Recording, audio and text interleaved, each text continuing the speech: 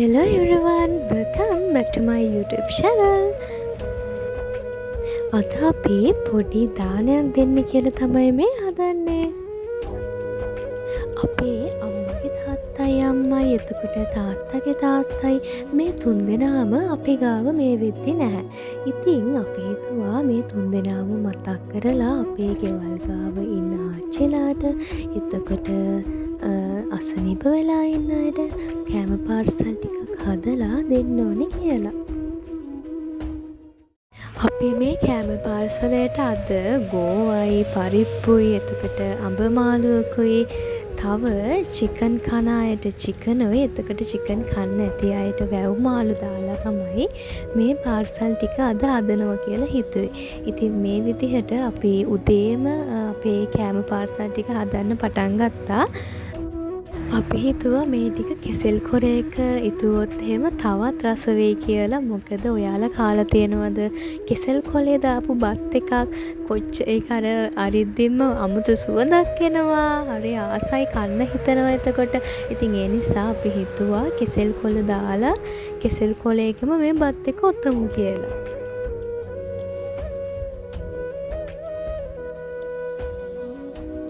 අද අපි බත් පාර්සල් 25ක් විතර තමයි හදන්න හිතාගෙන ඉන්නේ. ඉතින් මේ විදිහට හදන ගමන්ම තේද්දින් අපේ අම්මා ගිහිල්ලා අපි භාගයක් එතුවාට පස්සේ ඒ ටික දීලා ආවා. එහෙම තමයි කරේ.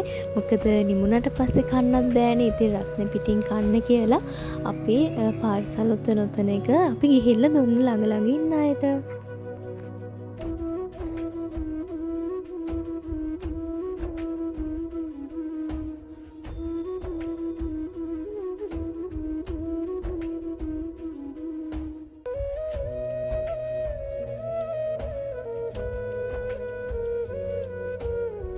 මේ තියෙන්නේ අපි වැව් මාළු දාලා අදපු කෑම පාර්සල් ටික.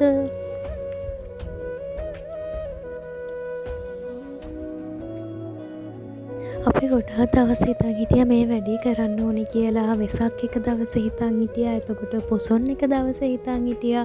හැබැයි එක වැඩ නිසා අපිට ඒ දවස් දෙකේදීම මේ වැඩේ කරගන්න බැරි වුණා.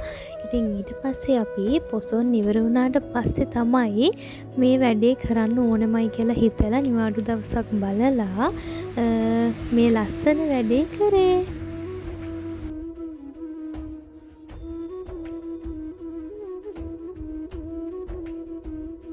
මේ වගේ කෑම එකක් හදලා කාට හරි කෙනෙක්ට දීලා ඉතින් හිතට කොච්චරනම් සතුටක් දැනෙනවද?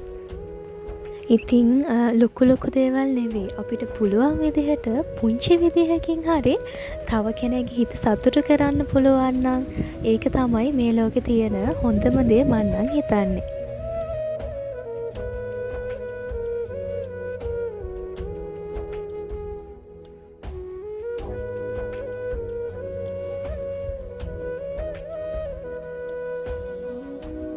අපි මේ කෑම එක දෙද්දින් තව යෝගට් ටිකකුත් ඒත් එක්කම දුන්නා. තව චූටි බඩු ටිකක් දාලා ඒ ටිකත් මේ කෑම එකත් එක්කම ඒ දෙන අයට දුන්නා.